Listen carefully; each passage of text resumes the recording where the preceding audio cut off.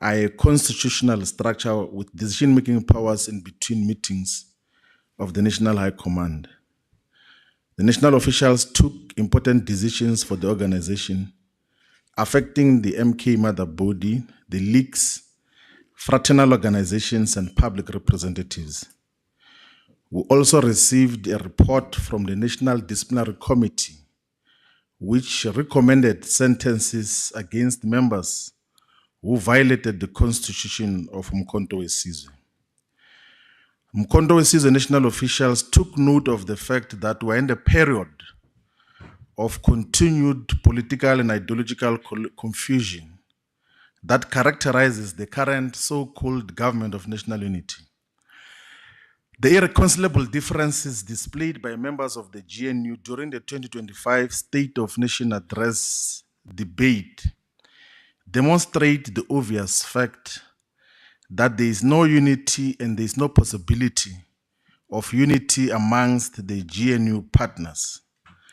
Different ministers and deputy ministers attack each other and delegitimize each other and speak about government as if it is not one entity, but different competing constituencies with contradictory messages.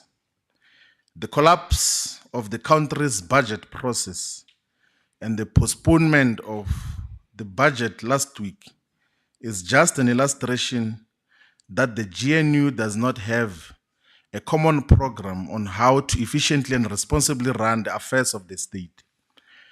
The MK is aware that part of the revenue proposals for 2025 was a proposal to increase the value-added tax, which is VAT, by 2% to 17%.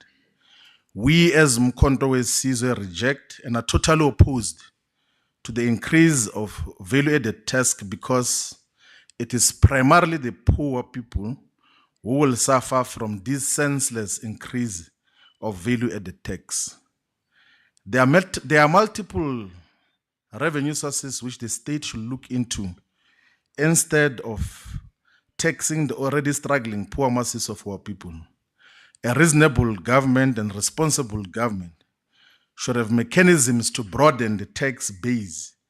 Government should purposefully pursue matters that relate to tax base erosion and transfer prices.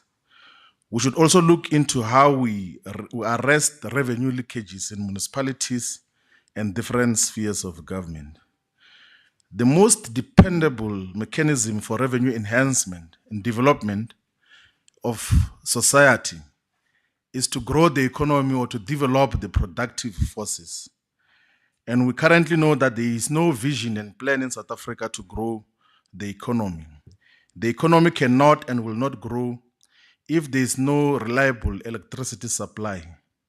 It is clear now that load shedding continues to be part of the business models of the South African government, introduced with the sole purpose of creating a business environment for independent power producers. Load shedding in South Africa is nothing but a mechanism to create space for IPPs and to privatize the generation of electricity. Umkhonto weSizwe should continue to work continuously and relentlessly on the ground and in all the representative bodies to expose. Umkhonto weSizwe should continuously work to expose the directionless of the so-called government of national unity. In doing so, the MK will demonstrate that we are a sound and superior alternative to the status quo. In doing so, Umkhonto weSizwe will pursue an alternate composition of government in South Africa at provincial and national level. In the province of KwaZulu-Natal, the MK will intentionally pursue the reconstitution of government to be led or to include Umkhonto weSizwe party as the leading and the most supported political party in the province of KwaZulu-Natal. The province of KwaZulu-Natal is confronted with multiple crises of misgovernance, failure to deliver water to many communities, collapsing infrastructure, undermining of royal and traditional leadership, the inability of the provincial government to timelessly provide the needed learning and teaching support materials to all schools. The provincial government of KwaZulu-Natal is also failing to protect host communities and Amakosi against exploitative corporations that are extracting wealth from beneath our soil and leaving no benefit for the host communities. The leadership of Umkhonto weSizwe has held meetings with the representatives in Amakosi of Richards Bay Minerals to discuss the various concerns that they are confronted with. We specifically met with the representatives of the Dube, Mkhwanazi, Sokulu, and Bonambi traditional councils. We have agreed on a way forward in terms of the concerns that they had brought to our attention. That one, the Richards Bay Minerals must reinstate and honor the agreement reached between Amakosi and the host communities with RBM, which is the Richards Bay Minerals, in 2009. That the Richards Bay Minerals must back pay the dividends due to the host communities in Amakosi, which were stopped in 2019. That the Richards Bay Minerals must back pay the CSI due to the Public Benefit Trust, which was stopped in 2019. That the Richards Bay Minerals must reinstate and honor the Principals Procurement Agreement, which was signed in 2019 and unilaterally nullified in 2020 by Richards Bay Minerals.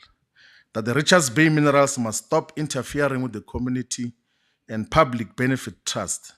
That the Richards Bay Minerals must stop using the state institution, in particular, the South African Police National Interventions Unit, to intimidate Amakosi and the host communities into submission.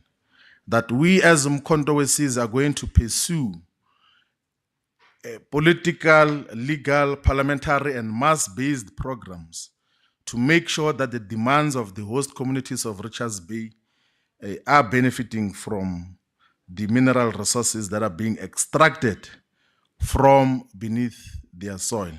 These are struggles of our people, and we will do everything in our power to make sure that in the ultimate end, our people benefit from the wealth of their communities.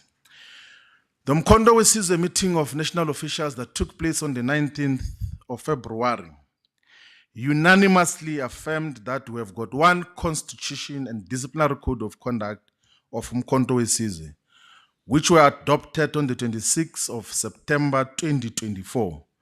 These documents should be protected and defended by all leaders of the organization. Any attempt to cast aspersions and doubt on the constitution of Umkhonto weSizwe poses a real existential threat to the organization.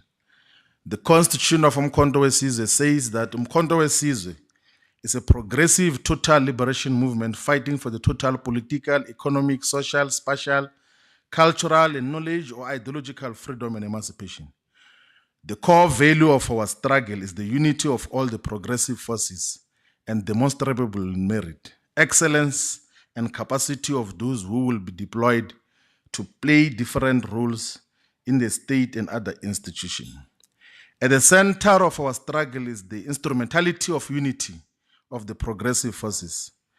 While internal disagreements and different thoughts should be expressed internally, there is no space for any public disagreement, disharmony, and disrespect. Public disagreement, disharmony, and disrespect, or perceptions that such exist, will weaken the faith and confidence our people have in our organization. Our organization, Umkhonto weSizwe, must collectively resist the temptation of destructive conduct and behavior from amongst its cadres and members. We carry the obligation to defend our movement with everything we have, because the forces of reaction wish we should have never existed at all. The enemy forces are outside and not inside Umkhonto weSizwe, and we should conduct thorough political education and guidance to demonstrate that the enemy forces is outside and not inside the movement. In line with enforcing discipline of the organization, The national officials, after receiving a report of the National Disciplinary Committee, resolved to expel or cancel the membership of 2 members of the organization. One of the members whose membership is cancelled used to serve as a deployee of Umkhonto weSizwe in the National Council of Provinces in Cape Town, and the other member was deployed in the provincial legislature of Mpumalanga province. These 2 expulsions are a demonstration that we do not and will not tiptoe on matters that relate to internal discipline. Now, ladies and gentlemen, the people of South Africa, we take this opportunity here in Johannesburg, in Sandton, to announce that as part of our programs for 2025, the Umkhonto weSizwe will be hosting the inaugural President Jacob Zuma lecture that is going to be held here at the Sandton Convention Center on the 12th of April 2025. The 12th of April is the birth date of our President Jacob Zuma. The inaugural President Jacob Zuma lecture will be attended by dignitaries from many parts of the world and from the African continent. The inaugural President Jacob Zuma lecture will also be attended by guests representing royal houses, amakhosi and religious leaders, and business leaders who will contribute for the programs of the President, particularly in the education sector. We will, over the next few weeks, announce the name of the leader who will deliver the inaugural President Jacob Zuma lecture. The public lecture on President Jacob Zuma is an important lecture because we carry an obligation as Umkhonto weSizwe to contest the public narrative that his political life and contributions in society represent wasted years. Our president remains the most important asset in the life of our organization, and we carry a revolutionary obligation to defend his politics, ideas, and vision. Despite the many lies and propaganda spread on President Jacob Zuma, he is the most accomplished head of state and president in terms of increasing life expectancy of ordinary people, building infrastructure, and positioning of South Africa in the global space. Our president is a revolutionary and a true servant of the people, and our articulations and programs as an organization will demonstrate this undeniable fact. The national officials of Umkhonto weSizwe also took several decisions on the leadership question in relation to the National High Command and in relation to provinces as well. Provinces constitute an important component of the organizational structures and leadership in Umkhonto weSizwe. We should state that after we had announced the additional members into the National High Command of Umkhonto weSizwe, there was a legitimate and sensible outcry from people with disabilities on the non-inclusion of people with disabilities in the leadership structure, particularly the National High Command. We therefore announce, after resolution of the national officials, the appointment of Commander Dimakatso Litageng as a member of the National High Command. Commander Dimakatso Litageng is a seasoned activist for people with disabilities and has always been active in programs and activities of Umkhonto weSizwe. Now, in terms of provinces, the constitution of Umkhonto weSizwe, in terms of the deployment of National High Command members to provinces, the constitution of Umkhonto weSizwe says that each member of the National High Command will be allocated a specific responsibility as an individual or in a committee and deployed to a province or region where they will perform tasks and functions specified by the National High Command. In line with this constitutional clause and obligation, we have resolved to deploy the following National High Command members to different provinces. In the province of Eastern Cape, it's the National High Command deployees, not the leadership of the provinces. In the province of the Eastern Cape, the National High Command deployees will be led by Advocate Dalimpofu and also will include Lungele Madlungozi, will include Patrice Choku, will include Serame Name Mohale, the head of political education. In the province of Free State, the deployees of the National High Command will be led by General Daisy Chilwane and will include Julian Singwane, will include Commander Mabato Mokause, will include Commander Nomusa Cecilia Mpochane. In the province of Limpopo, the deployees of the National High Command will be led by Commander Ndumiso Matlala, will include Mweti Bila, will include Zibulwane Ligege and Matilda Radebe. In the Gauteng province, the convener of deployees of the National High Command will be Luda Libelo, will include Sindisiwe Mthembu, will include Dimakatso Litaheng, will include Mandla Sidu. In the province of KwaZulu-Natal, the deployees of the National High Command will be led by Commander Gobizizwe Makanya, will include Commander Jabu Koza, Dr. Skumbuzo Mkize, and Commander Fanuel Manano. In the province of Mpumalanga, the deployees of the National High Command will be led by Commander Sibusiso Hadebe, who is known as Comrade Lion Ibubesi, and then will include Commander Menzima Gubani, will include Abraham Monyela, will include Dumisele Ngumalo. In the Northern Cape, the deployees of the National High Command will be led by Dr. Sfiso Maseko, will include Commander Papitau, will include Commander Neville Mutlabakwe, and will include Commander Kate Mabizela. In the Northwest Province, the deployees of the National High Command will be led by General Prince Mukotedi, will include will include Mr. Richard Sileke, and will include Commander Puseletsos Kosana. The Western Cape Province, the convener of deployees will be Dr. Tantim Tanti, and then will include Irene Nomakule, and will also include Commander Daina Pule. The National High Command meeting that took place in November 2024 resolved that contrary to how we had constituted the committees of the National High Command, which previously were chaired by the national officials, were mandated as the national officials to recompose or reconstitute the national officials such that the national officials are not the chairpersons of the committees, so that they can function without the otherwise very busy members of the national officials. Now, the National Disciplinary Committee, as we had announced in the last press conference, is chaired by Advocate Dalimpofu. It includes Dr. Ndiboniswani Tuzumba. It includes General Nompumulelo Desi Chilwane. It includes Bongani Baloi.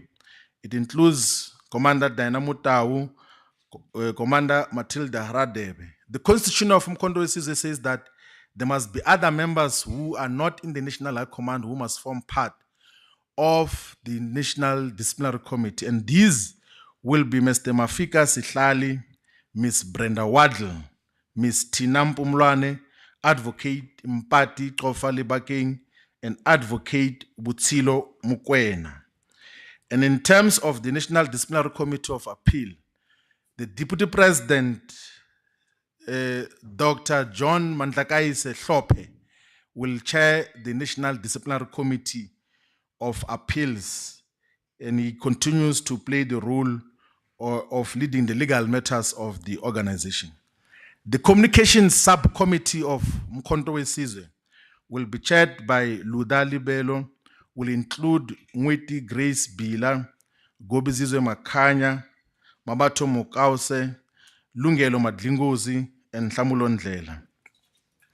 In the Safety and Security Committee of Mkhonto Wesizwe will be chaired by Comrade Lion Zibusiso Hadebe, will include Julian Singwane, Sindim Tembu, Fanuel Manana, Ndumiso Matlala, and Dina Mutawa. The Economic Transformation Subcommittee of Umkhonto Wesizwe will be chaired by Dr. Tantim Tanti, when will include Richard Sileke, Brian Mulife, Siyabonga Gama, Laki Muntana, Mweti Bila, Adil Chabeling, and Tsepo Mahlangu. The Social Transformation Subcommittee of Umkhonto Wesizwe will be chaired by Dr. Sfiso Maseko, will include Jabulani Nzimande, Papi Tau, Mandla Sidu, Ndiboniswani Tujumba, Muzi Nchingila, and Piki Vilakazi. The International Relations Subcommittee of Umkhonto Wesizwe is chaired by the head of presidency, Makasela Mzobe. It includes Commander Des van Rooyen, Kate Mabizela, Dr. Skumbuzo Mkize, Duduzile Zuma, Andile Mngutama, and Wesley Douglas. The governance subcommittee of Umkhonto Wesizwe is chaired by the chief whip, Mzwanele Mani, and will include the national organizer, Commander John Lela. Will also include Irene Kuvile Namakule, Mabato Mokause, Leon Banjwa, Bongani Baloyi, Dzibulwani Ligege, Abraham Munyela, and all party leaders and chief whips of the provincial legislatures of Umkhonto Wesizwe. And then the finance subcommittee of Umkhonto Wesizwe is going to be chaired by Commander Brian Mulife. And it will include the Secretary General, Deputy Secretary General, National Organizer, Tabsile Kumalo, the convener of the Women and Youth League, which are Ms. Nolutando Shozi and Teniso Tibane, respectively. And then Ms. Nomu Sampochane, Richard Sileke, Prince Mukotedi, and all the provincial fundraisers. And in relation to issues that have to be attended to in all the provinces, in the province of KwaZulu-Natal, we say that as officials that the province of KwaZulu-Natal should organize an induction workshop for all the appointed regional structures, and the national officials will approve the soon to be identified sub-regional leaders for all the 48 sub-regions, because we've got 44 municipalities in the province of KwaZulu-Natal, but eThekwini is going to be subdivided into 4 sub-regions with its own sub-regional leadership as recommended by the regional detachment of eThekwini. Mpumalanga has had difficulties of parallel structures, and the national officials have resolved that all the national officials will visit the 3 regions of Mpumalanga to listen to the membership of Umkhonto Wesizwe, interact with the provincial detachment, and come out of the province with single leadership and affirm leadership that has been appointed to say that this then becomes the program of action on how we collectively move forward. The era of fragmentation in Mpumalanga should and will come to an end. In Limpopo province, the national officials noted the objections that were lodged by the former interim leadership structures of Limpopo province, and has resolved that we should send a delegation led by the national chairperson, which will include the national organizer and the head of presidency and the national high command deployees to Limpopo to go and listen to the objections that were lodged on the appointed leadership of Limpopo province. And that will be done as soon as possible. In relation to the Northern Cape, the Deputy Secretary General has been mandated to work with the National High Command deployees to the province of the Northern Cape to immediately start the process of consultations and recommend ultimately the leadership of Northern Cape. You will remember that in the previous press conference we had said we are not going to appoint the leadership of Northern Cape this year, but we think that now the material conditions have matured enough to could appoint and designate a leadership in the Northern Cape province. And in terms of Gauteng province, The national officials in the secretariat are in the process of processing the recommended additional members to the provincial detachment and the top 8 of all the regional detachments of the 5 regions of City being West Rand, Johannesburg, Ekurhuleni, and Tshwane, and will make an approval, conduct induction of all those that have been identified, and then make an announcement before the end of February 2025, which might be even as soon as tomorrow. In relation to the Northwest Province, the national officials have resolved to appoint the top 8 of the Northwest Province. The convener of the Northwest Province, I will ask him to stand up. Everyone who is ready now will just stand up so that we can know. The convener of the Northwest Province is Commander Alfred Mutsi. Is there. And then the deputy convener is Commander Tebuho Ramashilabela. He's wearing black. And then the coordinator is Commander Bosali Dwaba. And then the deputy coordinator is Commander Thabo Mbiko. The organizer is Commander Mpo Trekere Mutlakoleng. The deputy organizer is Commander Lerato Likabe. At the back then. The fundraiser is Commander Mpo Babes Matuta. The deputy fundraiser is Commander Josia Big John Bele. And in relation to the province of the Free State, we've resolved to appoint the leadership of the Free State province. The convener is Commander Sandile Mabiza from the Joleput.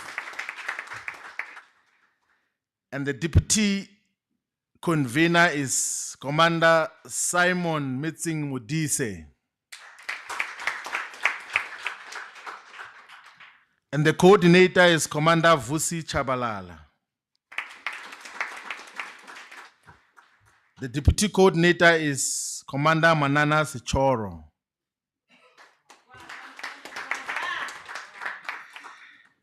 The provincial organizer is Commander Mapaseka Mutibi.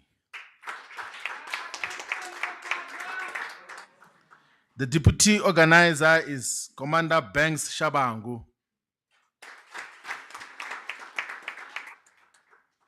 And then the fundraiser is Comrade Commander Willem Sikekete.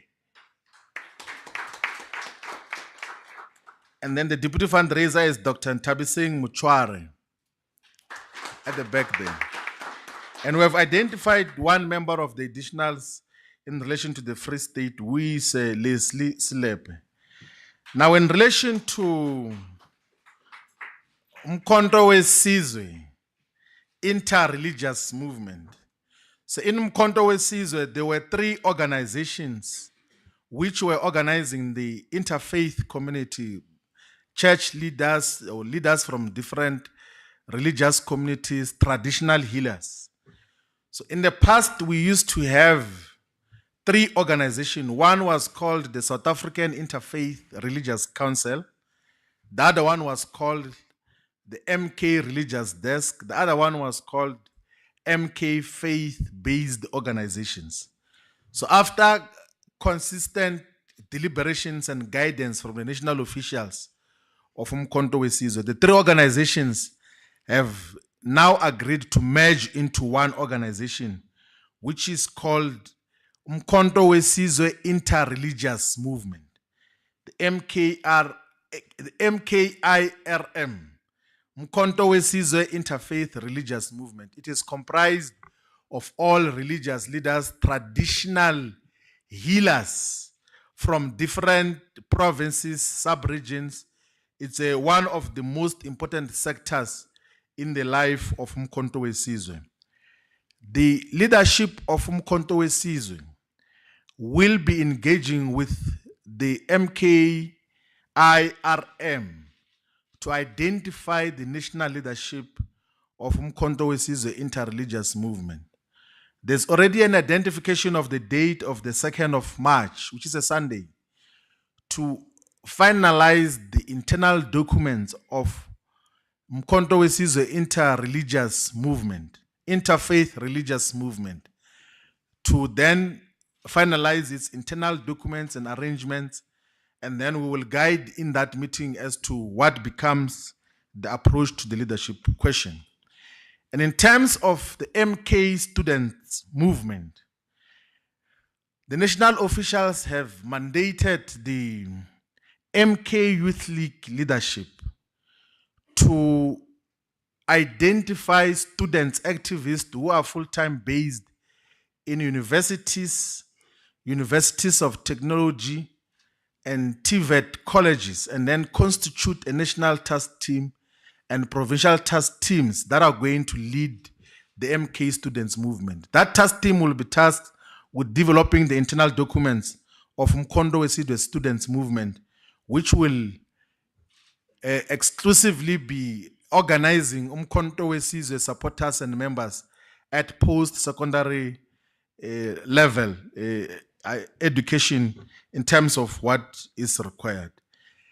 The Umkhonto weSizwe Women's League and Umkhonto weSizwe Youth League have presented base documents. The constitutions of both organizations are in place. But because the constitution of Umkhonto weSizwe says that these two leagues are relatively autonomous, we're going to give them an opportunity today to speak as to what are the immediate issues that they are dealing with. Now, in conclusion, Umkhonto weSizwe is entering and is in a very important and critical phase of its growth and development. The phase that the organization is in requires maximum discipline and composure from amongst its leaders and members. Members will always take tune from the leadership, and if we show signs of ill discipline and divisions, the membership will be ill disciplined and divided. Umkhonto weSizwe is at the forefront of unifying Indlu Emnyama, and such will only happen when the whole of society and our people unite behind our movement. If we do not show any signs of unity, the organization will dwindle into insignificance. Thank you very much, Africa Mayabuya. Mandla. Thank you.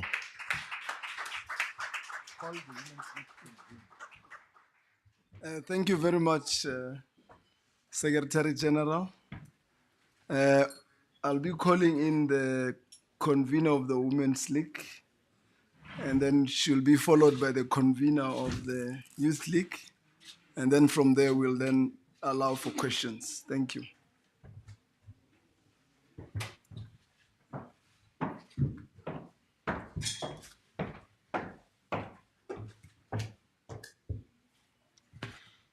Thank you very much, Comrade Luther. Thank you, Secretary General of Umkhonto weSizwe. Thank you to the national officials, National High Command. Ooh.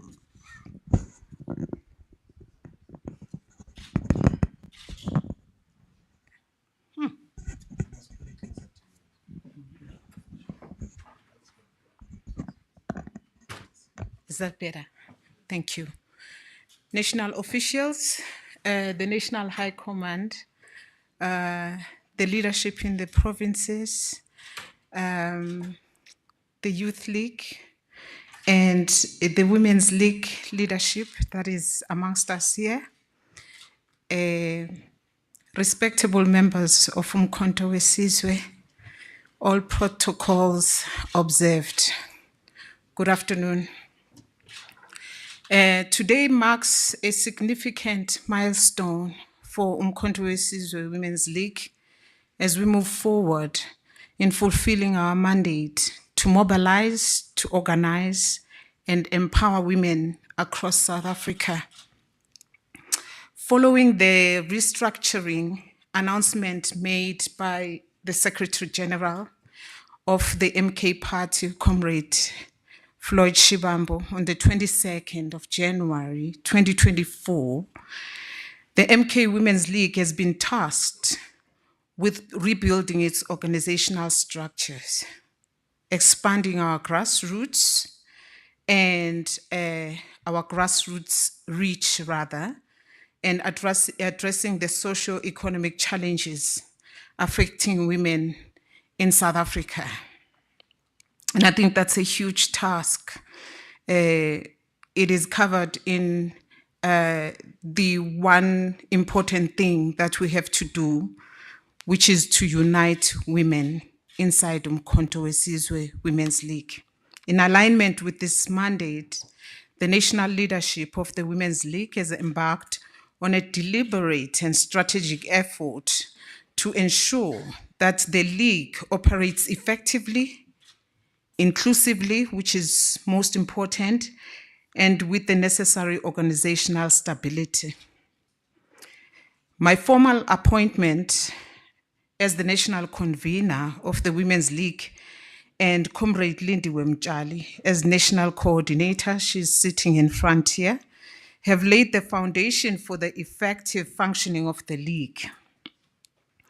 We recognize that strong leadership is critical for the success of our movement. And as such, the Women's League is committed to ensuring that women within the movement are positioned to lead, shape policy, and drive transformation in the party and the society at large. Furthermore, the MK Women's League has developed a draft constitution, and I think the Secretary General was talking about that earlier. It's at draft stages. That aligns with Umkhonto weSizwe constitution because we are a relatively autonomous body, ensuring that the League functions with clear governance structures, defined leadership roles, and accountability mechanisms. As part of this process, the Women's League has engaged with provincial detachments and the National High Command to solidify leadership structures at the provincial level, ensuring that we are fully capacitated to lead on the ground. To drive our mission forward, the MK Party Women's League National Women's Detachment has recommended the following leadership for the Gauteng Women's League Provincial Detachment. And if it's possible, may I ask that they come forward so you can see them. Musa Dube, they all call her Dr. Nozi, is going to take the position of the convener of women in the province of Gauteng. Lebum Kize, coordinator, if you can follow, please. Ntomfuthi Vilagazi will take on the position of the organizer, and Agnes Mnomia, bambiza ngokuthi umashwabata, she will take the position of the fundraiser. Thank you very much, ladies. If you can just stand here so they can see you. These initial appointments are critical in allowing us to expand our leadership footprint into the rest of the country as quickly as possible. The following complement to the establishment of structures is extensively engaged by the relevant leadership structures. We will soon add and appoint two MK Women's League national in two MK Women's League national positions, that of the organizer and the fundraiser very soon. 4 MK Women's League provincial detachments, which will be the deputy convener, the deputy coordinator, deputy organizer, deputy fundraiser, and additional members. to the team that you are seeing in front of you. Announcements shall be made accordingly in order for constituencies to get in touch with their leaders and participate fully in all the women revolutionary programs. Can I just take a sip of water? This is just the beginning. We are moving with speed because the work cannot wait. We call upon women across South Africa to join MK Party Women's League to stand up, to be counted, and become active participants in revolutionary movement. From those who took the first step on the 16th of December 2024, to every woman across South Africa, we say, this is your movement, whether you are young or old, in the workplace, in the communities, in leadership, or in grassroots organizing, a single mother, a caregiver, or a woman living with disabilities, there is a place for you in this league. This is not a league of exclusion. And I think it's important that we state that, but it's of participation, recognition, and real impact. We will continue to engage women from all walks of life, expand our reach, and ensure that the voice of women is a voice of power, influence, and unwavering commitment to the cause of women in South Africa. Viva Women's League, viva. Viva. Amandla. Sihole Msholozi, sihole. Thank you.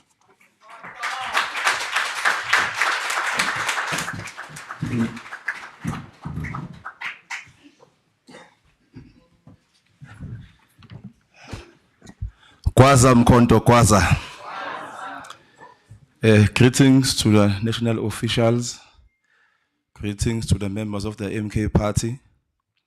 Greetings to the viewers at home and young people at large across the country.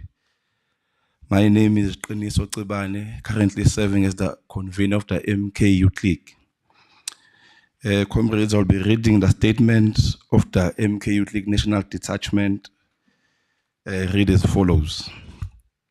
Comrades, commanders, esteemed media, and supporters of Umkhonto weSizwe Party all over South Africa, on behalf of the MK Youth League, I stand at this pivotal moment in our revolutionary journey as we unveil our newly appointed provincial detachment, a powerful symbol of our unwavering commitment to achieving justice, quality, and freedom for our youth. Guided by the wisdom of Frantz Fanon, we recognize that the youth are the vanguard of the revolution change, not just future leaders. Our mission is to dismantle systemic inequalities, unemployment, marginalization, especially among our youth. We understand, as Amilcar Cabral taught, that our struggle is for tangible progress, thus access to better lives, opportunities, peace, and we will not rest until the youth are freed from the chains of poverty, drugs abuse, teenage pregnancy, hopelessness, landlessness. Sorry, comrades. For as long as these issues persist, our fight remains unresolved. In the heat of South Africa, young people face overwhelming challenges. Research from Statistics South Africa and the Optima study tell a grim tale that it is nearly 2/3 of the youth, almost 5 million of them, are unemployed, leaving many vulnerable to crime, while around 62% of the children living in multi-dismental poverty. Shockingly, 35.4% of children have experienced sexual abuse, and around 12.2% have suffered neglect, with 29% resorting to drinking, and other issues like teenage pregnancies. Substance abuse and absence of fathers planning the township hope seems distant, For these young people, the consequences are dire. Unemployment chips away at their happiness and pride, often leading to depression, crime, and those facing violence carry deep scars, both physical and mental, which hinder their ability to succeed. Meanwhile, challenges such as teenage pregnancy, hopelessness threaten their future, making it harder for the nation to achieve equality, justice. But this is not just a crisis, it is a call to action. With the new leadership now appointed in the provinces like KwaZulu-Natal, Limpopo, Mpumalanga, and Gauteng, young leaders of the Umkhonto weSizwe Party are taking on critical task of confronting these issues. Their work will focus on mobilizing communities, empowering youth with education, opportunities, safeguard children, and leading the fight for systematic change. As the country faces these challenges head on, the future will depend on these new leaders' resilience and dedication to transforming the lives of South African youth. Determined to transform these bleak challenges into opportunities for hope, and these leaders vow to build a future where every young South African could reclaim their dignity and strive for equality. These challenges have severe consequences. Unemployment chips away at self-esteem of our youth, diminishes hope, often leads to depression and increase in criminal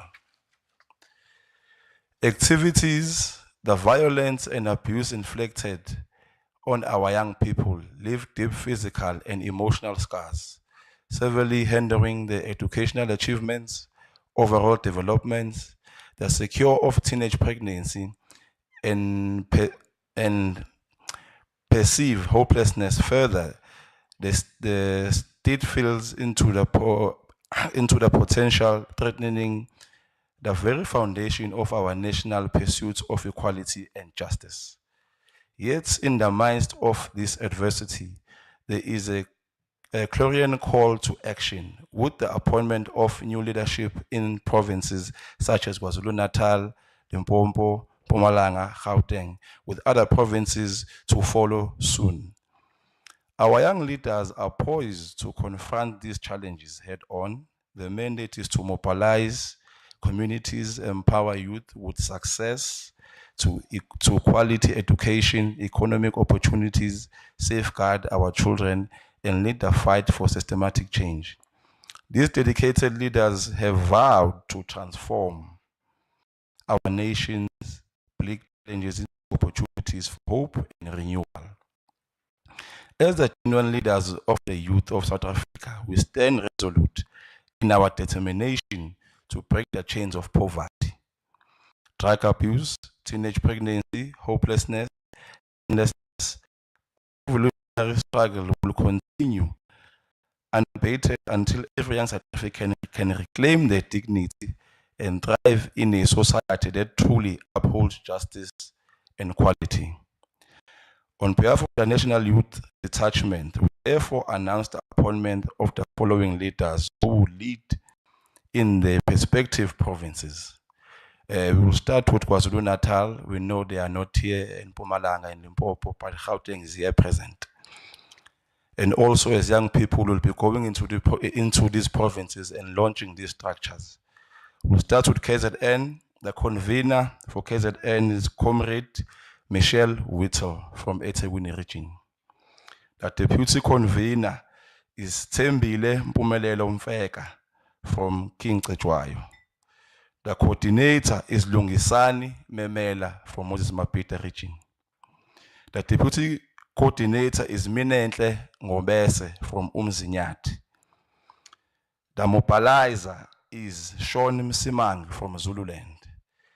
And the fundraiser is Bongukpila Tebogo Madlala from Lower Side Coast.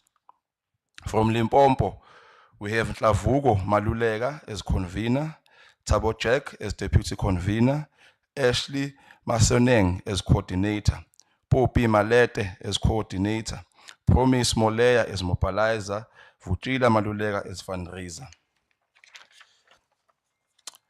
The provincial detachment is led by Pat Malaza as convener, Nonhlanhla Mkhonto as deputy convener, Angel Tabete as coordinator, Peace Makanya as deputy coordinator, Teven Sibuya as mobilizer, Kensani Sitole as fundraiser.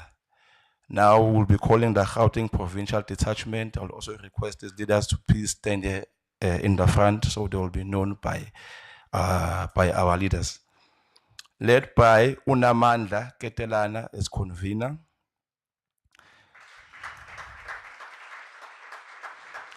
The deputy convener is Sinomusa Dlondlo. The coordinator is Sipiwe Maseko. The deputy coordinator is Junior Shilubani.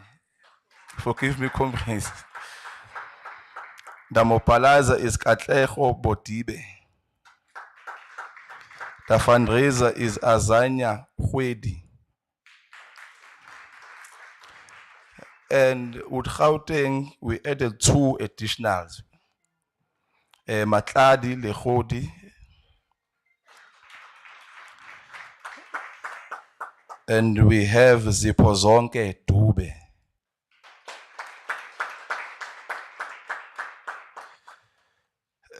In conclusion, as we stand, this is the critical juncture. The appointment of our new provincial detachment is both an affirmation of our commitment and strategic move to empower our future. Let this announcement make the beginning of a resolute campaign, a campaign where the youth of South Africa rise, united and empowered to build a nation free from the chains of unemployment, abuse, marginalization. I Knutsobane with my coordinator, Katego Mkabela. Kwaza Mkhonto Kwaza.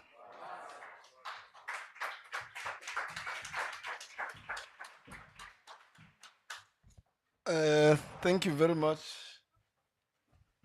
for the presentation from both the convener of the Women's League and the one of the Youth League. And as I stated, that we'll then be taking questions from our beloved media colleagues. And I'm acknowledging the national spokesperson by the corner there, Comrade Ntlamolo, we all know him. So colleagues, without any waste of time, we will then take questions. You'll introduce yourself, and after introducing yourself, you also explain where you're from and you're asking questions. And then we'll take at least 5 questions. I'll be directed by the leadership if we can take more than that, and they'll be responded to, and then we'll take another set of questions. I would have loved Comrade Lamulo to come to the front if there is a chair here. Okay, we're taking questions. Question number 1. My name is Yamtanda Kapa from News 24. Yes. I have 2 questions, really. The first one would be to the convener of the Women's League. Could you please just explain what makes this structure different from any other Women's League structure? And then to the SG, last week we saw a lot of discourse around, and interestingly, you mentioned ill discipline in your address. We saw profanities coming from Ms. Zuma. Could you please enlighten us what's happened since? Have you spoken to her? Have you ironed out issues? Thank you. Thank you very much. Second question. It's Natasha Piri here, sorry, from the SABC. Yes, can come in. Just as a follow-up to Siam Tanda's question in regards to Duduzile Zuma, is there any love lost between you and the SG? Oh, sorry, SG, you and her. Did she also go through a disciplinary hearing, just for clarity, right? Also, in relation to this new clause that your MK party constitution bars public representatives from seeking meetings with President Zuma, what actually prompted this new clause in the Constitution. Furthermore, you mentioned the suspension or expulsion of those two MK members, one from the NCOP and the member of the provincial legislature in Mpumalanga. Can you please name them? Because you didn't name them. And then my last question. We are doing a feature on education. It's been, this year marks 10 years since the Fees Must Fall movement. Now, the president of the party is seen as an architect, of free education. I just want you to weigh in, Mr. Shibambu, over the past 10 years in regards to the higher education sector. What are the flaws? What are the positives, the advantages or disadvantages of that? Thank you, and apologies for the many questions. That's okay. Thank you very much. The third hand. Please raise your hand. Let me see the hand. And you must stand up when you raise a hand. Yes, proceed that. Good afternoon, Sandile Rashumela from the Community Newsroom under Joburg News. I've got two questions in Women's League. My first question will be, what does the MK Party Women's League collaborate with other women's group or in the organization to advance shared goals? My second question will be, how does the MK Party Women's League contribute to policymaking and the advancements of women's rights in this country? Thank you. Thank you very much. And number 4. Yes, you can come in. Thank you very much. My name is Lunga Mzangwe. I'm from the Mail and Guardian. Just to the Secretary General. Secretary, I want to follow up on Siam Tanda's question in regards to Ututu. Is there fear of maybe charging or taking it to the disciplinary hearing? And if there's not, why has that not happened? And also just want to hear on the issue of Mzwanele Manyi and the Deputy President to say, is it true that the speech that was given to the Deputy President was not sanctioned by the former President? And if it's true, the two, Tutuzile and Mzwanela, seem to be very close to President Zuma, but this is high ill discipline, and you're an organization that pride yourself in discipline. Why has anything not been done to them, or why has there been any suspension or anything of that nature? Thank you very much. Okay, the last hand for this round. The mic here.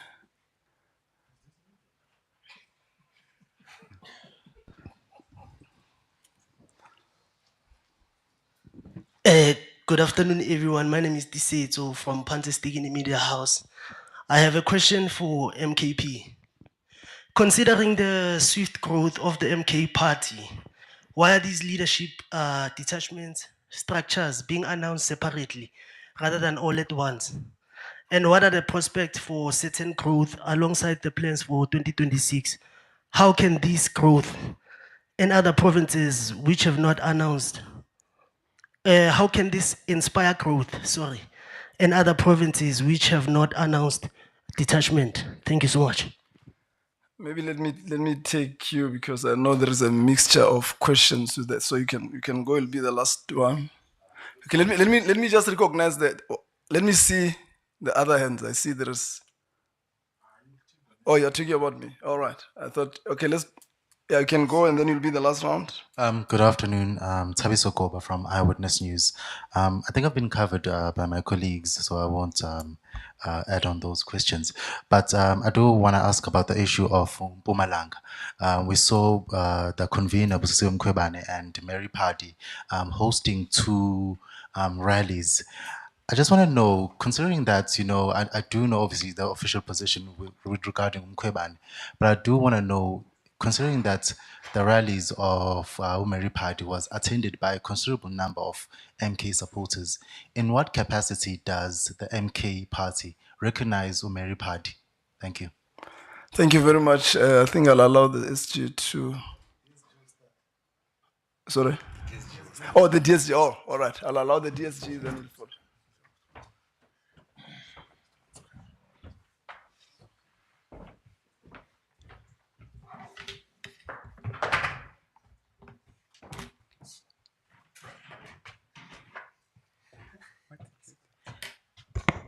Thank you very much, Comrade Luther. Greetings to the Media House, the members of Umkhonto Wesizwe, the leadership of Umkhonto weSizwe, national and provincial, as well as regional. Would like to acknowledge the presence of the Women's League convener and coordinator, as well as the Youth League national convener and coordinator. I would like to first respond on the question on the misconduct that was conducted. That question was asked by Siamthanda Gcaba. It relates to the misconduct or ill discipline that was conducted by Duduzile Zuma.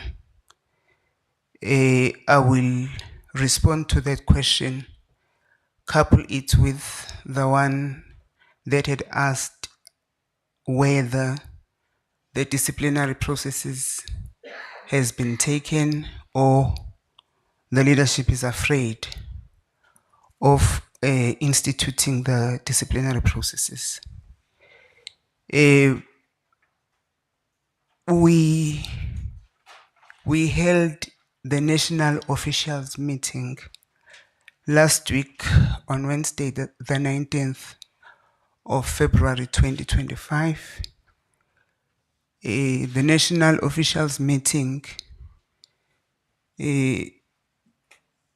is constituted by the national officials, which includes the Commander General, who is the president of Umkhonto weSizwe. The national officials deliberated intensively on the same matter, which went viral on media. In their deliberations, the president's wisdom and guidance was that everyone, every member that belongs under Umkhonto weSizwe should abide by the constitution of Umkhonto weSizwe, the code of conduct of Umkhonto weSizwe. Should anyone, any member of Umkhonto weSizwe transgresses, meaning that should any person behaves out of the constitution stipulations, that person should be subjected to the disciplinary processes. It is therefore my submission that we did take into cognizance the guide of the president, and we have since started to follow the stipulations of the constitution, which guides clearly that that section 6 of our constitution, it clearly guides that should a member of Umkhonto weSizwe behaves or misconduct, that person should be subjected to the code of conduct of Umkhonto weSizwe. And the code of conduct clearly outlines the transgressions, and those transgressions are outlined and the implications thereof. That should you do this, the implication should be this. And it also guides that if there is any person that has ill behaved or that has acted out of the constitution of Umkhonto weSizwe, the process to follow is that a report of the incident of misconduct or misbehavior or ill discipline, a comprehensive report which indicates that this person on this day at this time did this, and that report and the misconduct must be clearly outspelled, that this is the misconduct that that particular person has done. And that report must be submitted to the Office of the Secretary General for processing and submission, process to submit to the National Prosecutor of Umkhonto weSizwe. Then the National Prosecutor of Umkhonto weSizwe processes the report as received from the Secretary General's office. So in the instance of Dudu Zuma Sambula, I would like to clearly indicate that disciplinary processes, internal disciplinary processes are in progress. That is the response in respect of the question regarding Duduzile. The next question was on the expulsion. The two members that has been mentioned that has been a decision has been taken to terminate their membership of Umkhonto weSizwe. We are not in a position to tell the names, mention the names, because they are still disciplinary processes or the processes that are beyond appeal processes, disciplinary processes that are beyond the process itself of expulsion, which is the appeal processes. So we cannot then divulge their names in this briefing. Thank you very much for now, Comrade Luther. Thank you.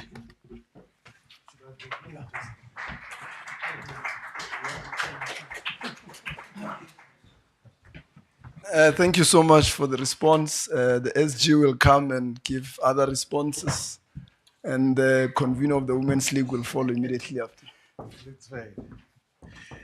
No, thank you very much, DSG, and thanks for all the questions that we raised here. The DSG was able to clarify some of the issues that were raised. There is a question on why do we announce the leadership structures separately? Why can't we do it all at once? So prior to the national officials identifying and processing and thereafter appointing leadership, there's a very intense organic process that involves the lower structures of the organization, assessment of the work done before, but also assessment of the different capacities of the individuals that get to be identified. There's a broad criteria that we have that takes into consideration the issue of gender balance, geographic spread, skills, also the ability to lead politically in terms of the responsibilities that are expected. So there's a very intense process which we subject the leadership selection process prior to us announcing. And we do so because we do not want to rush into appointment of structures which we have not satisfied ourselves that these are capable structures.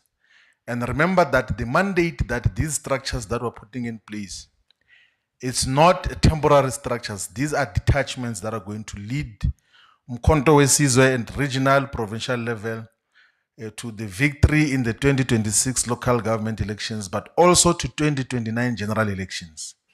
So that process can be done in a speedy, haphazard way, in a manner that is expected. So we engage in thorough process of how we identify leadership. We're saying earlier to the leadership that is designated for Northwest and Free State Province that despite our commitment that they are mandated to lead the program towards 2026 and 2029, if there is internal divisions amongst them, we're going to discontinue such a structure. If there's infights and factionalism and all of these things, we're going to have to discontinue the structure or isolate the people who are involved in factionalism. If there's one thing we're going to decisively nip in the bud, it's factionalism and gatekeeping. Those are the demons that we're not going to tolerate in Mkondo Wesizwe, and will deal with much more decisively without any fear, without any tiptoeing around anyone in terms of how such is handled. Now, can I have the copies of the constitutions there? On the 26th of September, we adopted the constitution of Mkhonto Wesizwe, 26 September 2026. So we've got the different versions in all languages. So in the Zulu version says, Umthetho Sisekelo weqembu lomkhonto wesizwe, adopted on the 26th of September 2024. And at the same meeting, we adopted the code of conduct. We also adopted something we call the minimum standards, guidelines, and code of conduct for all public representatives.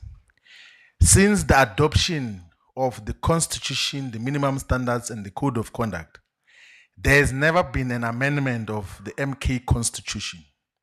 So in the minimum standards, there is a clause which is standard for all organizations that are self-respecting, that on issues that relate to MK or governance, if you are deployed in the legislature, if you are deployed in National Assembly or National Council of Provinces, if there's an issue that you want to raise before you reach the president, please raise that issue in the internal structures. Raise it in the caucus.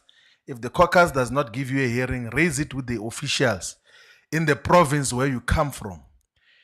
If it's not handled properly, then approach the other officials at national level. Instead of you taking a bus from Limpopo and you go to Kwadagwad Dunus to want to meet the president about an issue which, if you had raised with the leadership of the province, it could have been resolved. And that is the character of all self-respecting organizations, that let's have Mkhonto Wesizwe as an organization that exists and is able to deal with all its issues everywhere it finds itself. So the culture or subculture, sometimes it's done with good intentions, but sometimes it's also done with bad intentions, where people say, no, we're just visiting the president, we just want to say thank you to the president, we're just going to introduce ourselves. And when they are there, they are talking about internal dynamics and politics of Mkhonto Wesizwe. And the leadership that they are talking about or complaining about or raising concerns about is not immediately there. And the president does not close his doors. All of us know, all of you know as members of Mkhonto Wesizwe, that the president welcomes everyone who comes to him. Like literally everyone. If you go to Nkandla, you go to wherever he will be, he is open to everyone. But we are then saying that as a matter of proper record and proper conduct of the organization, if you want to raise organizational issues or issues that relate to governance, raise it in the relevant structures instead of you going to raise it there. Because one issue which we have to deal with, it's a situation where even when the comrades who go to visit the president have not raised any issue with him, they will ask for a photo with the president. And then when they go back to the ground and they go back to the legislature, they harass people with that photo. That I was with the president here, the president said, Ubaba Ute. That is what we are dealing with much more decisively to protect the character of the organization, which is able to deal with its own issues. There are disciplinary issues that we have taken in relation to Mpumalanga. We've mentioned that, but the DSG is correct that because those that have been subjected to the disciplinary process or decisions have been taken against them still have the leeway or the permissibility to appeal. We can't be publicizing their names. It will not be fair on them. Because everywhere they go, they're going to be treated that this is an expelled member, this is an expelled member. We just are explaining the simple fact that we have taken a decision to expel members. They must exhaust internal process. And once they are out of the organization, we will explain even the offenses that they committed. There's a challenge in Mpumalanga, objectively so. And we have met with the leadership that is led by the convener of Mpumalanga, Advocate Busisiwe Mkhwebane. The convener of Mpumalanga is Advocate Busisiwe Mkhwebane, as per the decision of the national officials of the National High Command of the President. So that is the convener of Mpumalanga. We are aware that there are people who are not pleased with the composition of the leadership in Mpumalanga. Such is the case as well in Limpopo. That is why we gave an indication here that the leadership, the national officials, will go to the province to listen to each and every member of Mkhonto Wesizwe as to what are the basis of their concerns so that we can resolve all these issues and then we end up with one organization. We will not close our eyes and ears whenever concerns are raised in the organization, even if we suspect that some of the issues that are raised border on opportunism. We will always go and listen to all members of Mkhonto Wesizwe so that we produce one organization and not multiple organizations. But also we want to caution the comrades that are raising legitimate concerns about the leadership that don't, in the process of raising concerns, find yourself on the other side of the constitution and violating it. There is no one who is closed out. When you are not appointed as leadership, don't say that I am the leader, I will not change. There is no leadership structure in Mkhonto Wesizwe which was appointed without the concurrence of the president.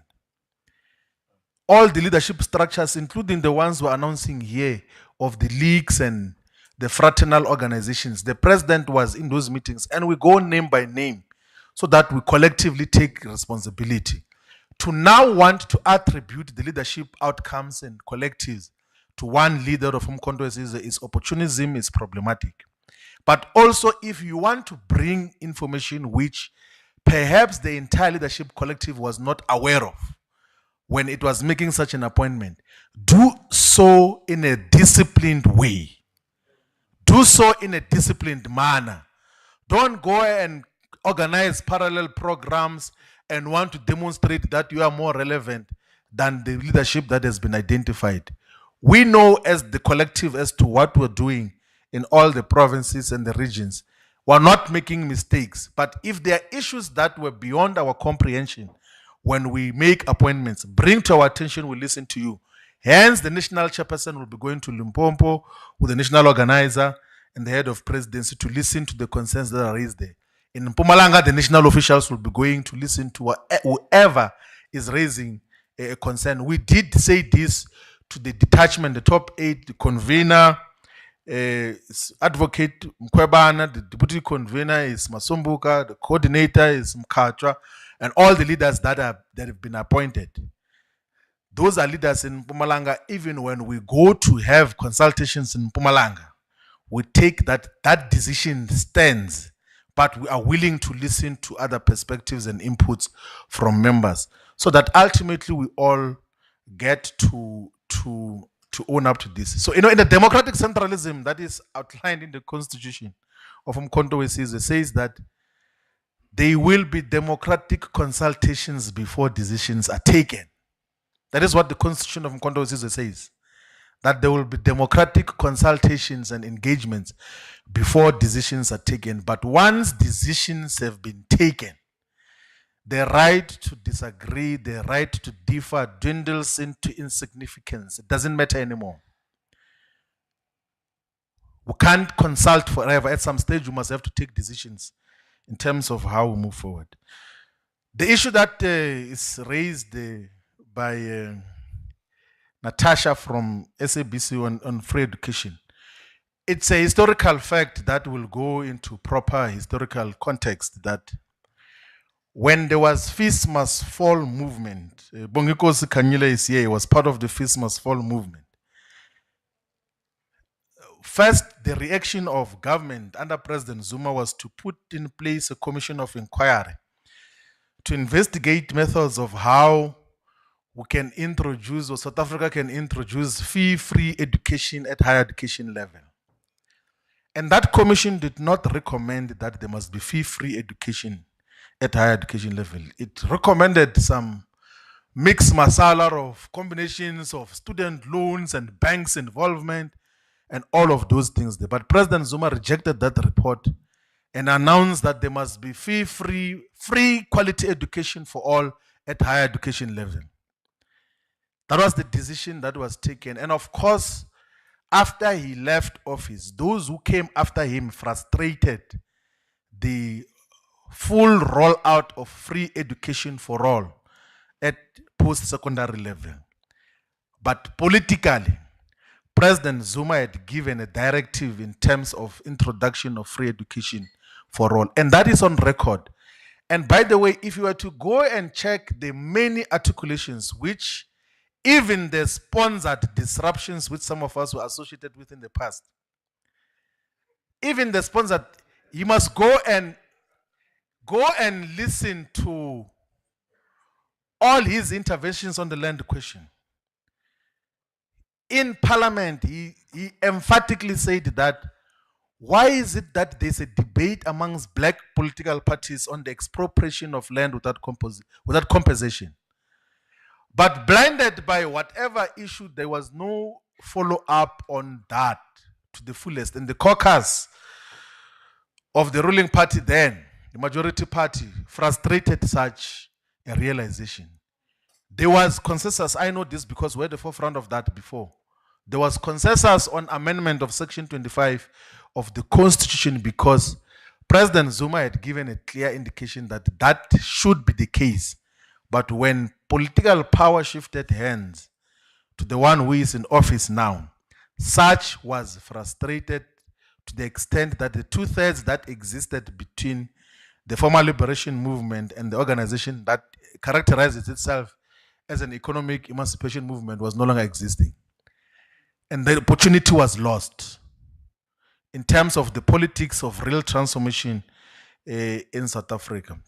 The immediate issues that confront higher education in South Africa is an obvious historical issue of one, the spaces that are available for first year uptake are far much lesser than the number of students that are produced at secondary levels. So the entire system of matriculants and those who drop out at grade 10 and 11 at any given point exceeds 1 million. But if you were to go and quantify just how many spaces are available in universities of technology, and TVET colleges, it's far much lesser. So you end up having a category which Statistics South Africa always categorizes as the not in employment and not in educational training institutions. It's a very huge number of the unemployed that constitute a huge number of unemployed poor South Africans, young South Africans who do not have access to education, do not have access to any job in terms of how such is constructed. So there has to be, yes, qualitative expansion of the higher education sector, but there must be quantitative expansion of the higher education sector. That is one of the most important issues that Wits University, University of Pretoria, University of Johannesburg, University of Cape Town, University of Western Cape, University of Venda, University of Limpopo, all campuses, Tshwane University of Technology, all of these universities must be given a political directive also coupled with funding to expand the number of people that they must take into education and training on a constant basis. We need to train as many people as possible in whatever skill so that when we create industry, we're able to absorb them into quality sustainable jobs. The other issue which is long overdue is the issue of the historic debt So we said, as part of the contributions in the State of Nation address, that Umkhonto weSizwe will initiate or support all legislation that seeks to cancel historical debts of students. How do you deny someone a paper that says you have got a degree or a diploma or a certificate because they owe you money that they cannot pay you? It's not that they are just defying to pay you as a university. They don't have the money. You have got means as government to establish that these people do not have money. They've been here, and some of the amounts which universities are holding certificates for, it's far much lesser amounts. You find someone is only owing a university 2,500, 5,000 rand, and then they hold the whole degree of a person because you owe a university 5,000 rand. Where is the political morality? Where is the political consciousness and conscience to just let go? Let's give students their degrees. Everyone who has passed must be given their degrees. We can find a way of how do they repay it if it's needed. There's not even a need, because there is no way that you can continue to hound the people of who are owing universities on the basis that they must pay you. They can't pay you. They don't have the money. They've demonstrated that they do not have the money. So that is an issue that must be attended to in terms of how we deal with these issues. I think the DSG has dealt with the issues of disciplinary issues and everything else. But now, myself, as a Secretary General, as a person, I don't get offended by anything.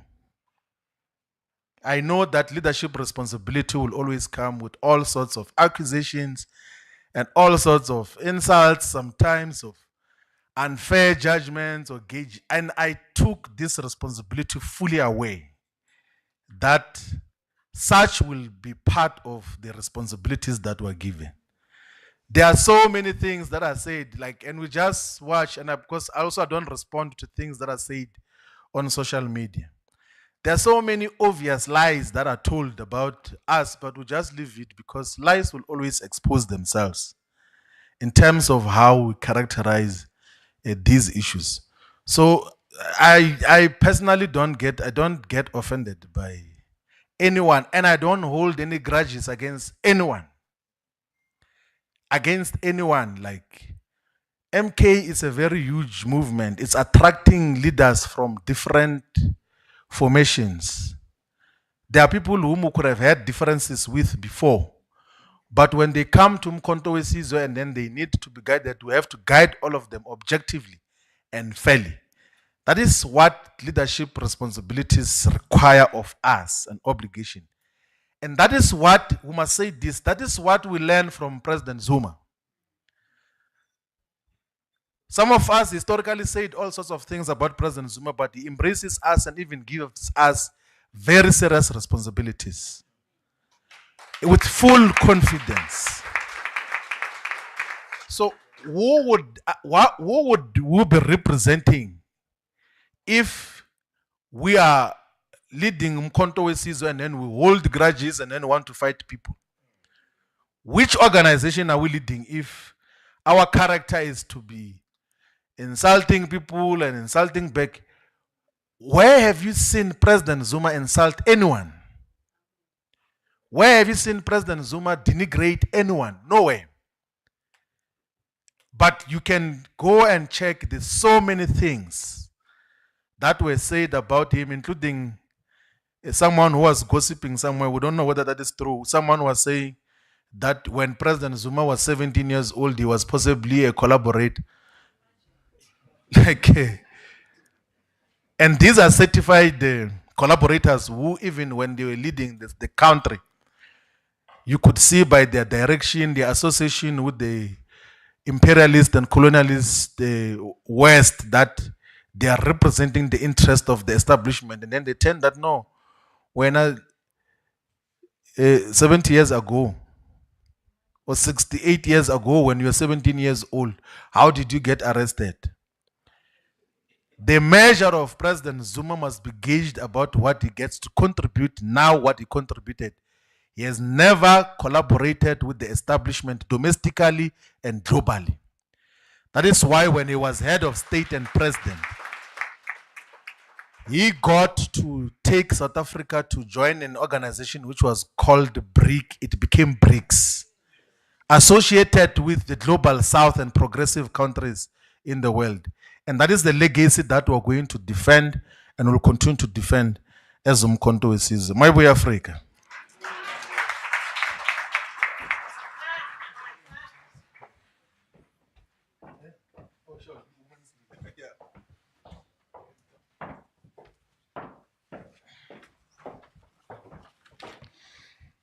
Thank you very much. I'm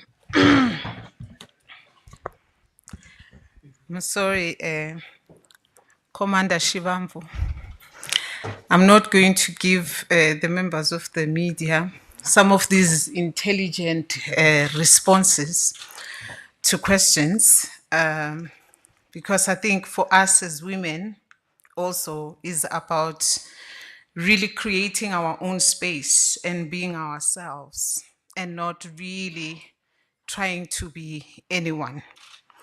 And the first question that came is from a female that is in the media space with a clear understanding of how difficult it is for women in these spaces.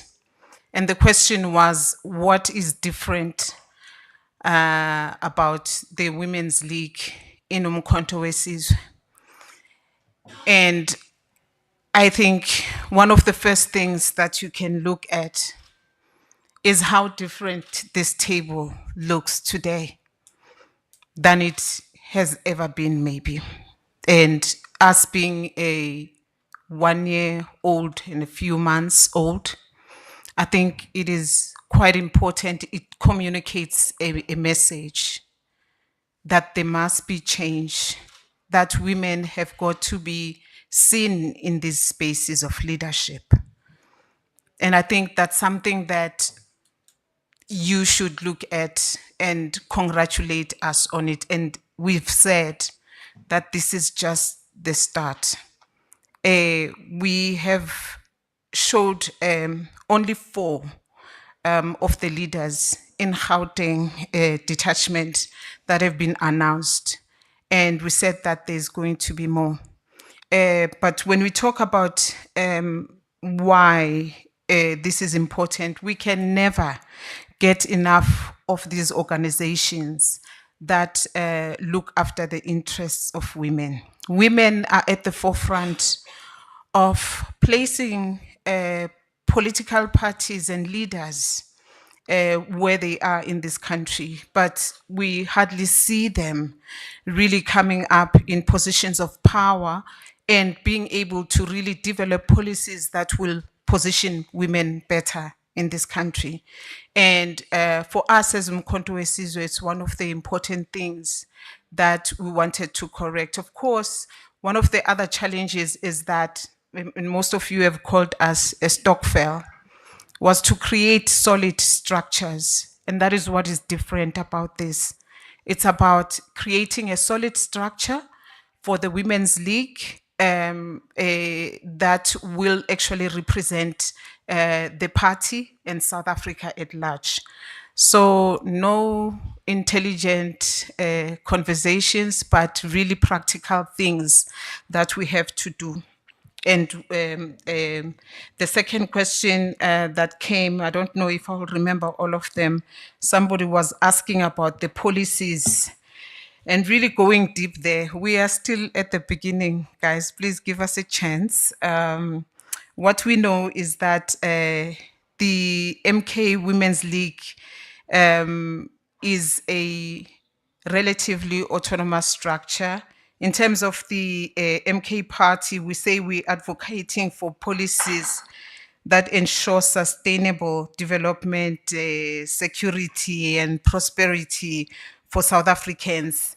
And that is formulated within the party.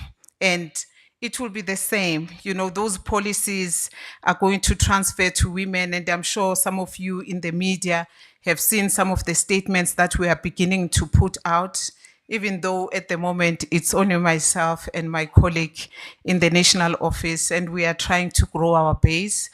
We've said that we are at the initial stages of drafting our constitution, policy documents, etc.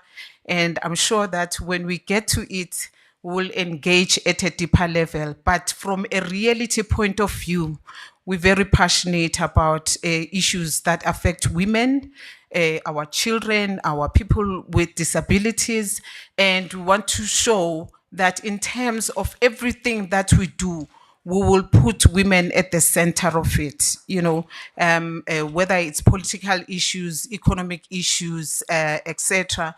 We'll always ensure that women find themselves at the center of it, and women are positioned the way they are supposed to be positioned on every issue. I'm trying to just sum up these things, and I'm hoping that I've covered as much as I could. I'm just surprised that you guys are not asking questions to the Youth League here. Thank you.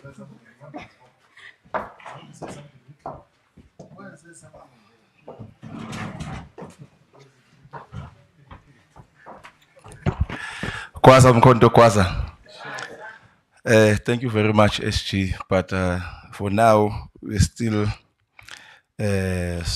trying to make sure that the Youth League at a provincial level, there are structures, because there are many pressing matters affecting young people across the country.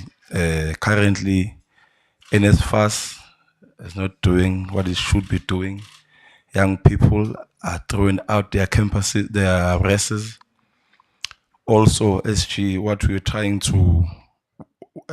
are currently busy with right now, in terms of universities, when they take applications, they take beyond what they can accept. By that, you pay for the application. And when they reject your application, they don't give you back your money.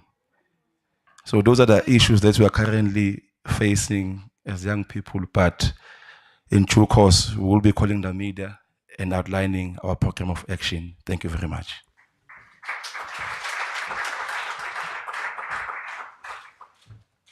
Thank you very much to the responses, very clear responses.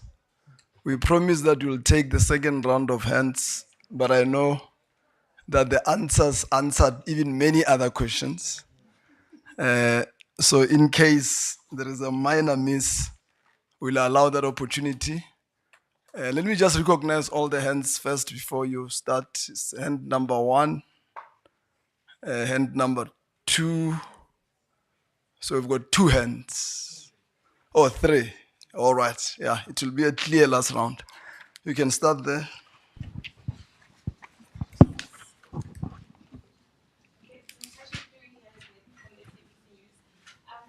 Oh, you changed the seats. Okay. Is it okay?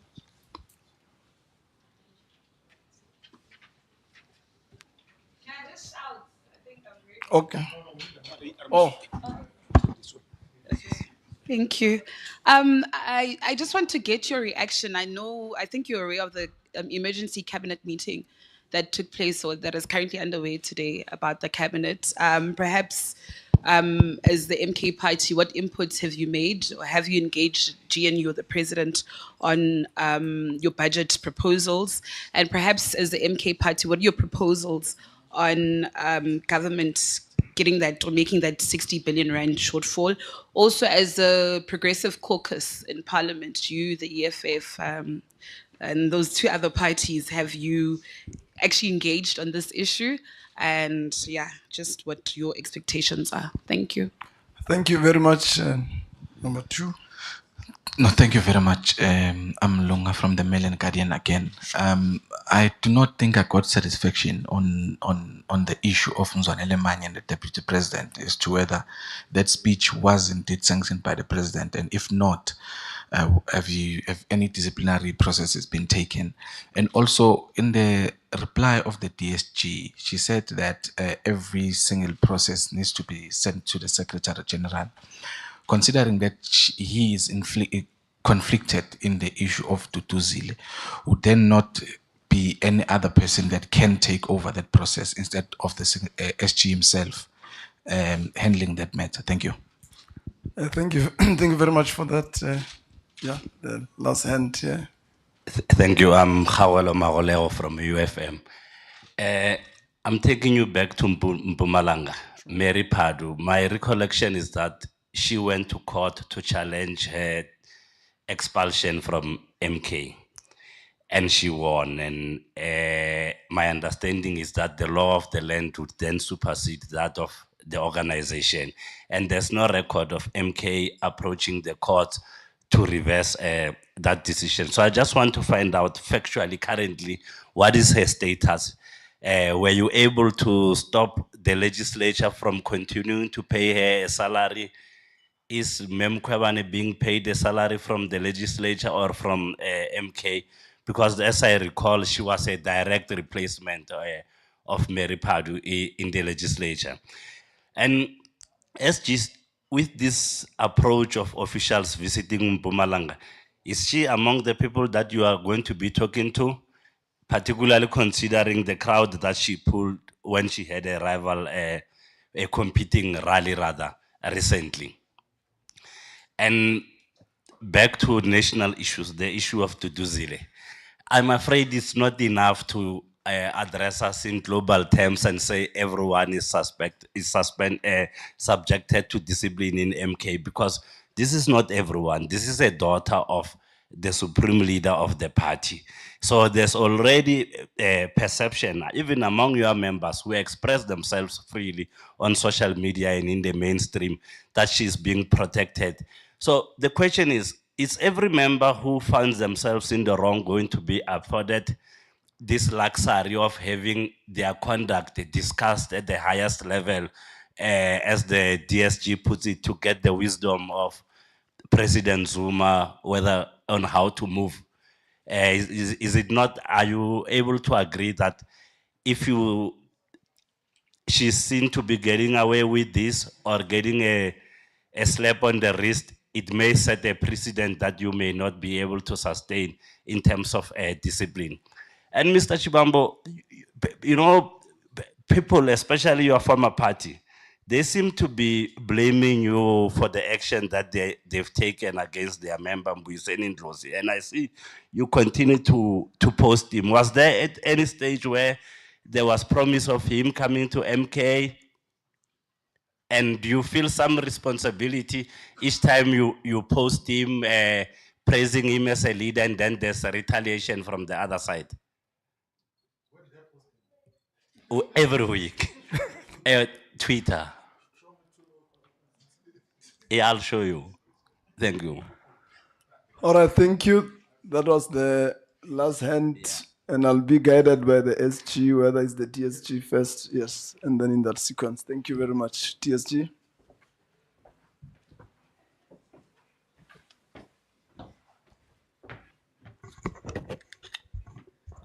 Thank you very much for the opportunity.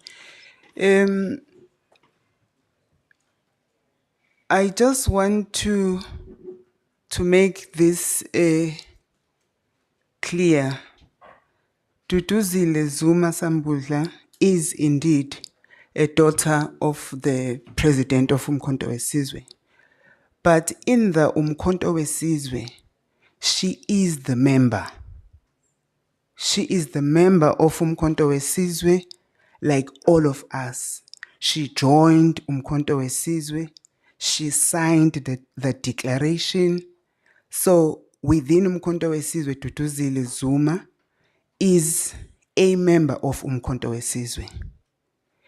I want to reiterate what I had said, that the constitution is clear that any member, and that includes everyone who is the member of Umkhonto weSizwe, should you behave out of the stipulations of the constitution, then disciplinary processes.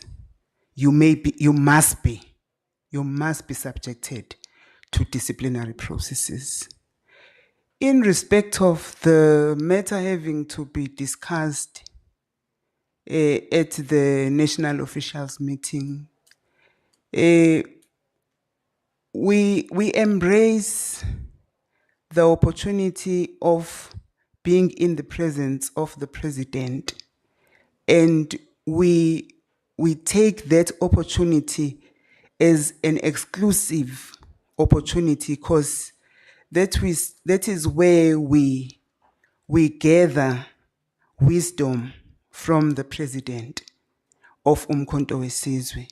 It was not because it is an exclusive and a special matter. All the matters that the SG has communicated today were indeed discussed in that meeting to get the concurrence, to get the ratification, and also to get the words of wisdom and guidance from the president. That is the first one. The second one being that, but it is on Tutuzile. The second one was,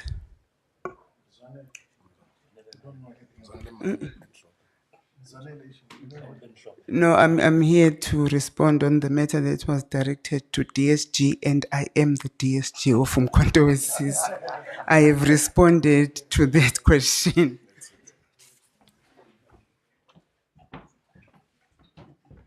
Okay, I think you have responded very clear. SG, if you can come. Yes. Conflict of interest. I'm sorry, now I remember. In respect of the conflict of interest, the Constitution is clear that the report on misconduct must be submitted not to the Secretary General, to the Secretary General's office. I resort in that office as the DSG. So there is no conflict of interest or whatever. I resort in that office as GO. Thank you.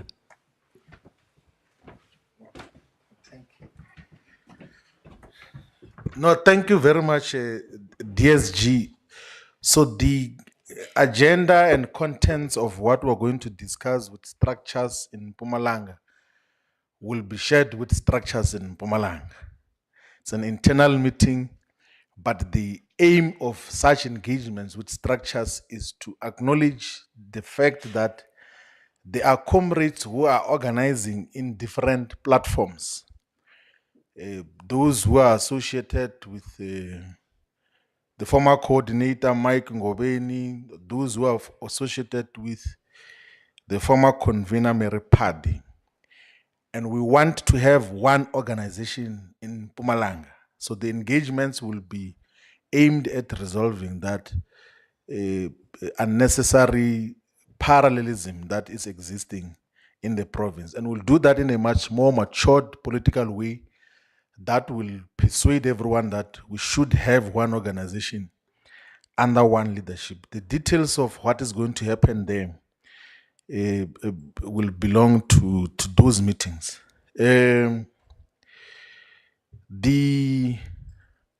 I honestly don't think we should subject press conferences of Umkhonto weSizwe to my views on Mwiseni and what and all of this. He correctly has resigned from the EFF, but I don't want to talk about that. It's not an issue which we can subject a press conference of Umkhonto weSizwe to. We can respond though to an issue which is raised on what is to be done now that there is a stalemate on the revenue shortfalls, that the South African Revenue Services has not been able to optimally collect revenue that is adequate to fund the medium-term expenditure or development program. It used to be called medium-term expenditure framework, but now it's called development plans. So what we have is a revenue services and a state that is unable to optimally collect enough money to meet its obligations. And because they have failed to do so, they then now want to take more money from poor people from the value added tax.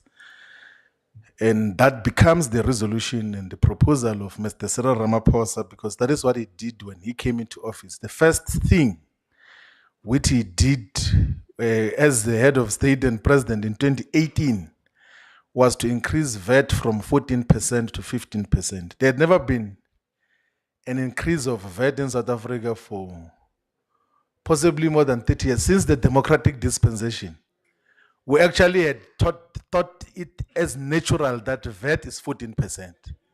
We're taking that 14% is VAT. So actually, the VAT was a synonym of 14%. And then Mr. Ramaphosa came and then he took advantage of that period of excitement and all of those things that came with him, and then he introduced a measure which impoverish poor people, which make poor people to pay more for the basic services, which in any way have been rising in terms of cost as compared to the rising salary levels. So the actions of Mr. Ramaphosa are impoverishing poor people, is to get black people in general and Africans in particular poorer. And now there's a revenue shortfall. He wants to take advantage again and wants to make the lives of our people worse. Rich people will not feel the pain of VAT increases because they're not price sensitive. So majority of rich, mostly white people, they don't even know what is the price of bread. They don't know what is the price of anything. They pay any amount, whatever is the price. But poor people, they calculate each and every cent as to what do we expend money on for food, for transport, for this. So if you increase the VAT, it means there are so many basic services which our people will not be able to afford because there is now an increase on the value added tax. There's multiple options. I do not know that why, despite there's so many rhetorical commitments, why are we continuing to have the funding model on infrastructure like we do currently? Because instead of allocating the budget directly or fiscal commitments to infrastructure, why are we not pursuing the build, operate, transfer model and work with our friends from the People's Republic of China, from Russia, from India to build the mega infrastructure that we need on a build, operate, transfer model, instead of priding ourselves that we're just going to throw in resources which otherwise were going to be redirected for basic services and needs. That is one. But two, I think there's an issue which has not been resolved, which was raised even in different platforms on, for a government to be able to collect revenue, there must be a base upon which it collects revenue from. That is the economy. And if that base is eroded, the tax base is eroded in terms of its activities, the revenue that the state collects will be far much lesser. And how does the tax base of South Africa gets eroded? It gets eroded through transfer pricing and illicit financial flows, where the major multinational corporations, they do not pay the taxes that are due to South Africa because they engaged in practices and the maladies of transfer pricing. So if you were to check now the revenue projections, where the shortfalls came from, they came from mostly the mining sector, because almost all the companies that are involved in the mining sector are involved in transfer pricing.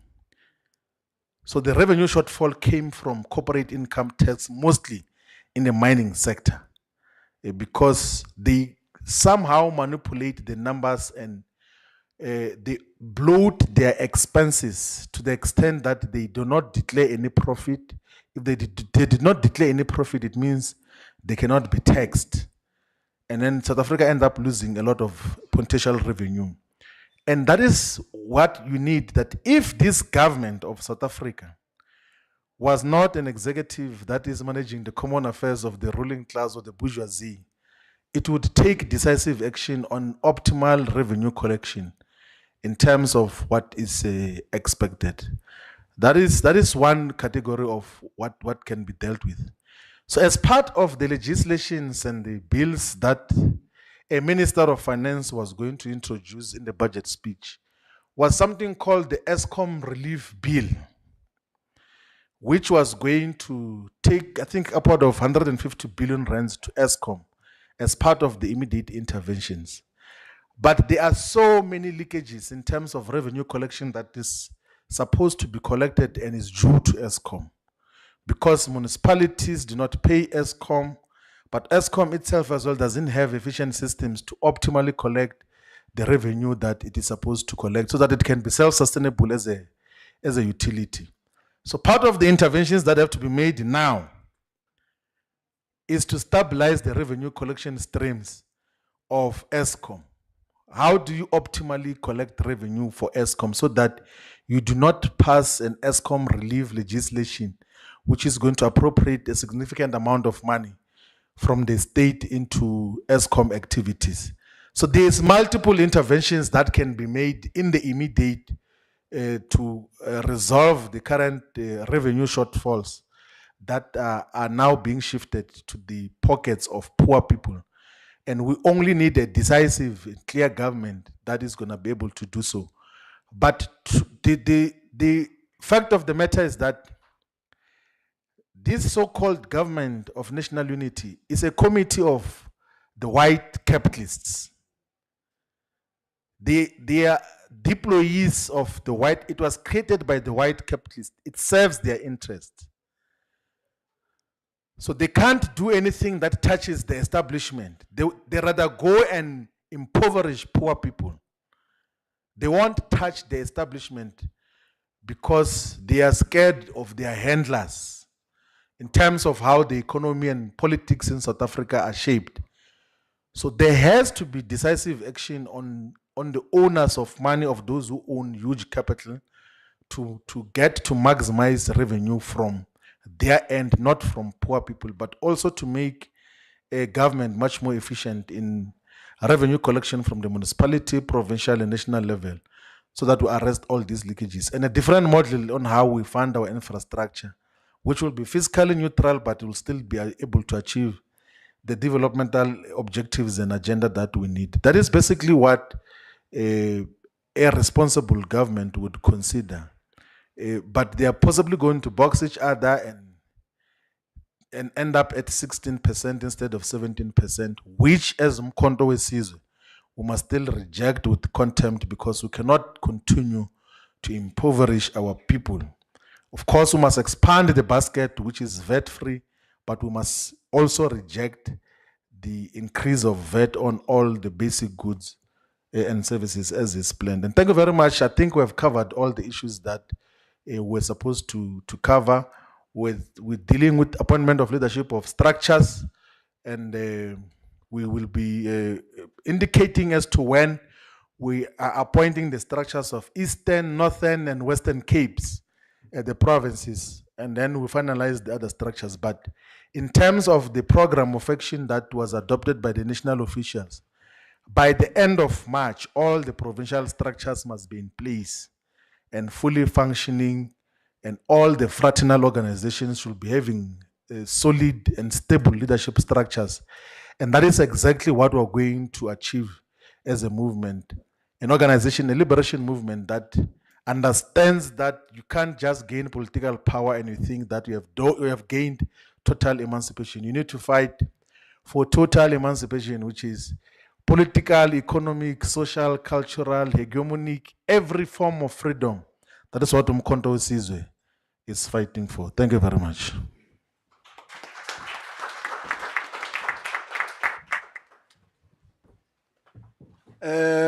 Thank you very much. I also saw a rumor that even the Commission of SARS doesn't agree with this 3%. Maybe next time you must direct that question to him. I'll be very interested to know why he doesn't agree. Thank you very much for making time to this very important session. And we do not take your commitment and time for granted. We really appreciate the relationship that we have with yourselves. And on that basis, on behalf of the national officials and the broader leadership of MK Party, the session is adjourned. Thank you very much.